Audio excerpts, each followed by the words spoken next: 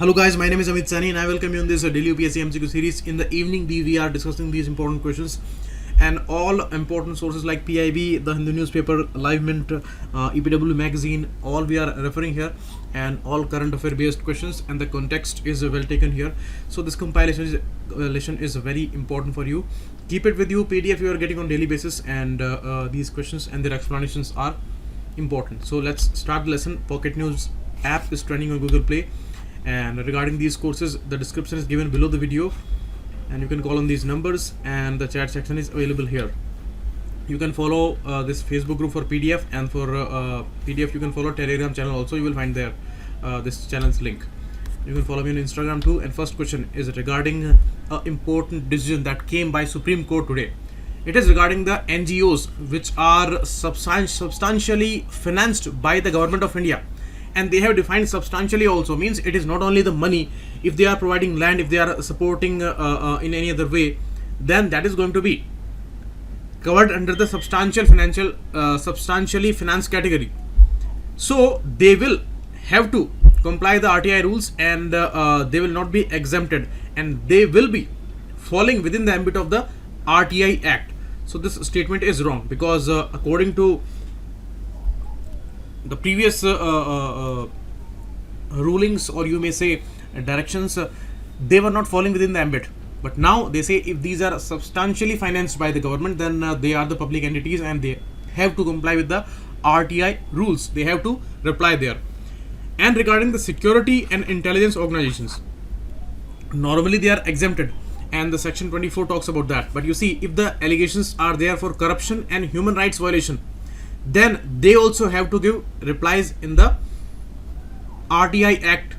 So that thing is also mentioned in the important exemption list there, that where they need to reply and where they can deny all these responses. So second statement is also wrong, because they are not exempted if the allegations are of corruption and human rights. So they can be intelligence and security organizations there. So both the statements are wrong here. D, none is the answer. Details are given here. It appeared in the newspaper today in the Hindu that government funded NGOs come under RTI ambit. This has been clarified by Supreme Court there. And regarding this section 24 and the security and intelligence organizations, things are specified here. Okay, they need to reply there. Next, Public Safety Act, PSA. A lot has been discussed regarding this important act. It is 1978 Act, and it was brought up by Sheikh Abdullah there, the father of Farooq Abdullah, who has been detained under this particular act. 2 days earlier, when Farooq Abdullah was detained under this important preventive detention law. Certainly it is a preventive detention law, means without committing any crime, they may arrest you, because they want to prevent you from committing any crime. So many allegations they put there on Farooq Abdullah there, who is a former chief minister of Jammu and Kashmir, and he was going to appeal there before Supreme Court regarding the habeas corpus issue. Habeas corpus means to have the body of Supreme Court and High Courts. They can issue writs regarding the habeas corpus issue there, because he was house arrested for many days now, and he was complaining regarding that. And one person, Vaiko, a political leader there, he appealed for that important detention of Farooq Abdullah there. So before 1 hour of that appeal, they detained Farooq Abdullah under PSA Act. And a few days back, Shah Faisal, the former IAS exam topper, he was also detained there under the PSA Act. So in 2012 and 2018, they amended this important act. In 12, it was added that below 18 years of age, they cannot be detained under that, and people outside J&K, means away from J&K, they can also be arrested here. So Shah Faisal was arrested according to this important amendment, and many important detentions were there under this PSA Act. It's a very controversial and draconian law, because it's a preventive detention law, and the state governments, they can detain a person up to 2 years without a trial, and it is not necessary to inform their colleagues and all. So that is also very problematic.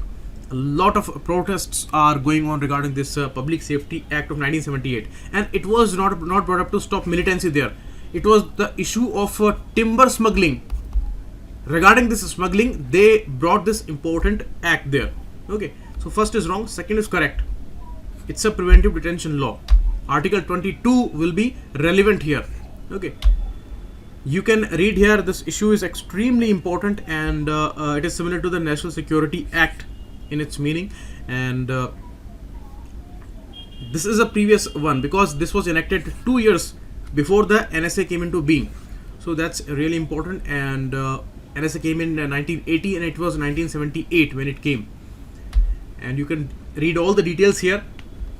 Here there is going to be a PSA advisory board, means if any detention order is there by DC or DM, Divisional Commissioner or District Magistrate, they can only issue a detention order to prevent any person, and this order will go to an advisory board, and they will see the justification of it, and they will see the legality of it, and if the sufficient cause is there, then it will be upheld, otherwise it will be cancelled.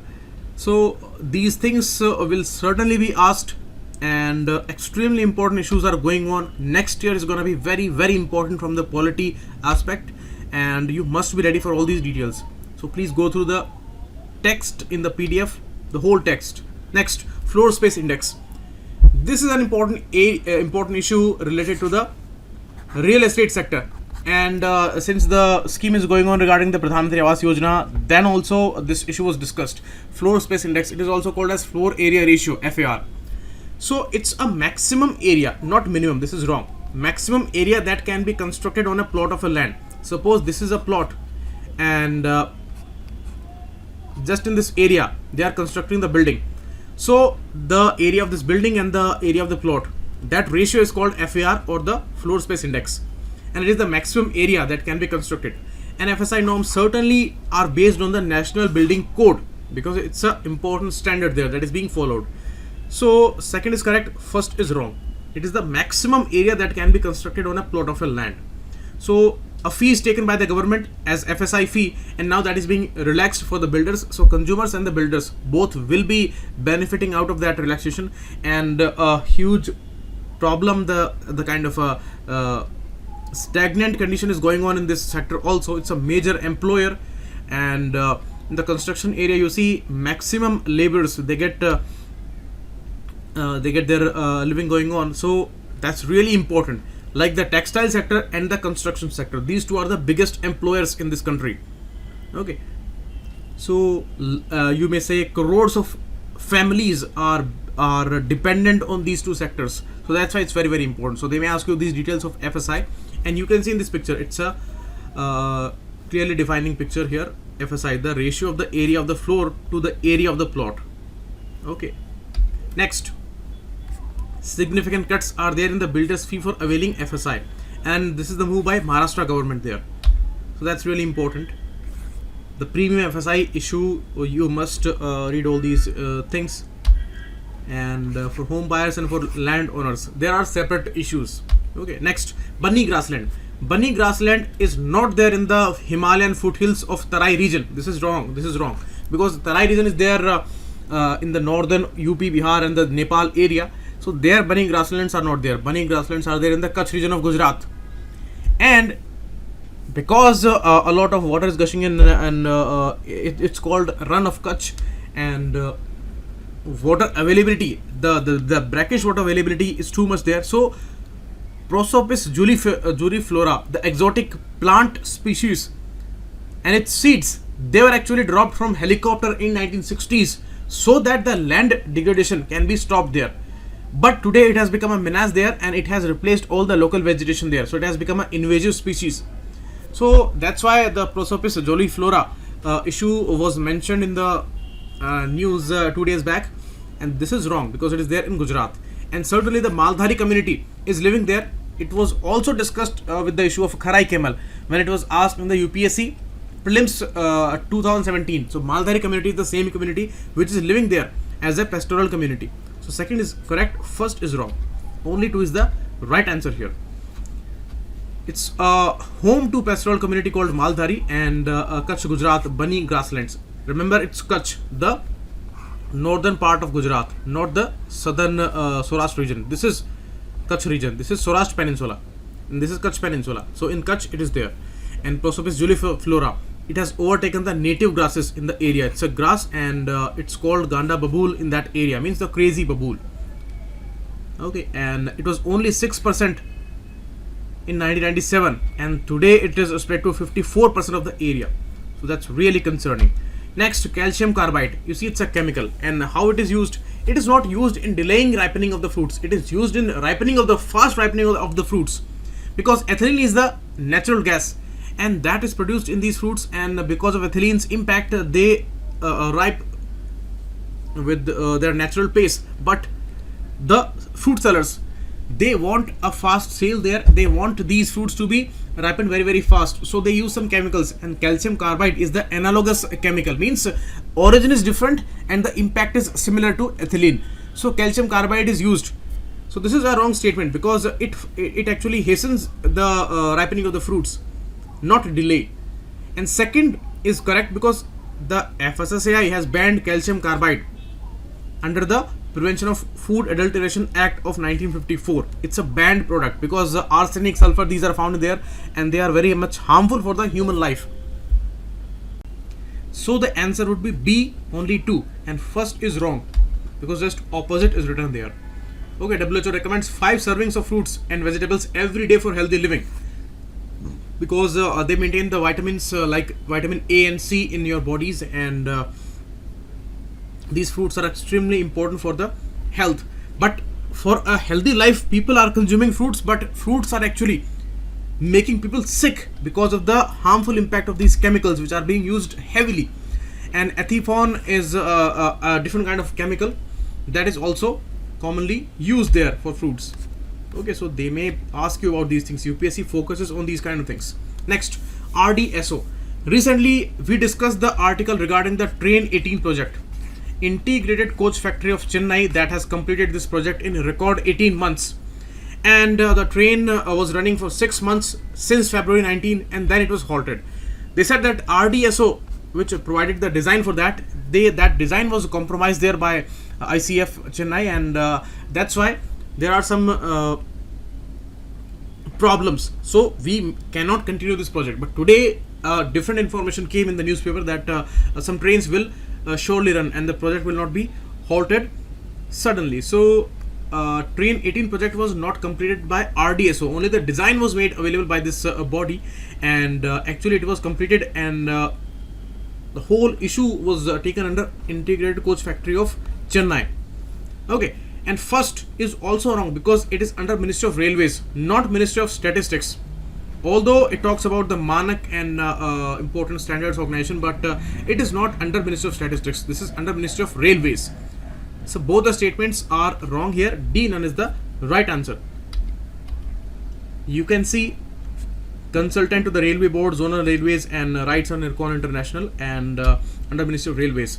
Here they are discussing this issue that Vande Bharat will remain on track for railways, because this was the name Vande Bharat Express, which was given to the first train between Delhi and Varanasi.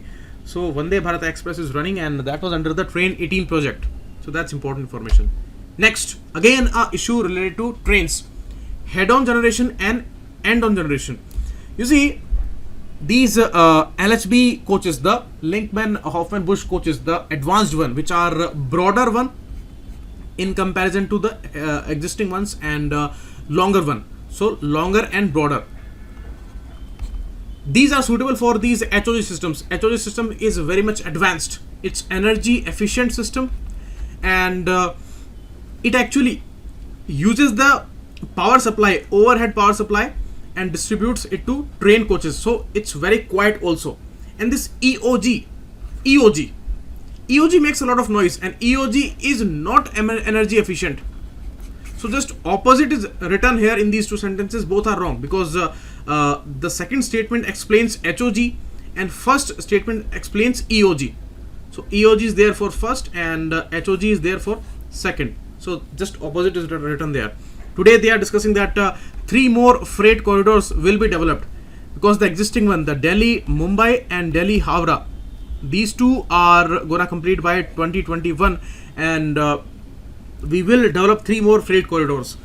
And these HOG technology, the advanced one, more energy efficient and silent, that will be used in these coaches. So both the statements are wrong here. D9 is the answer, because just opposite is written there in the explanation. Okay, here you can see HOG is a clean technology. EOG is okay, but HOG is way more efficient and it's a quiet system. EOG makes a lot of noise because it uses the diesel powered cars power there in air conditioning and lightings. These details are given here. Please go through this information which appeared in the newspaper today. Next, Kalam Smriti International Excellence Award. Kalam Smriti Award was introduced in 2015, not 18. After Mr. Kalam's death, it was introduced, and President of Maldives, Ghana, and one more country I forgot there.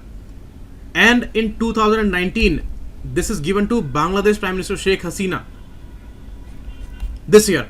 So Sheikh Hasina was not given the first award. First award was there for President of Maldives.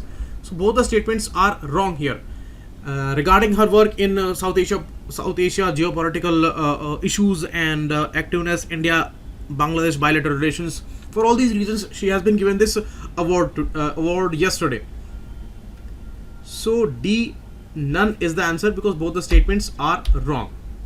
Maldives, Ghana and Mauritius, these 3 presidents, they are given this award previously, and since 2015 this annual award is going on, and this year Bangladesh Prime Minister. So this is all today. It's all for today, and we will meet again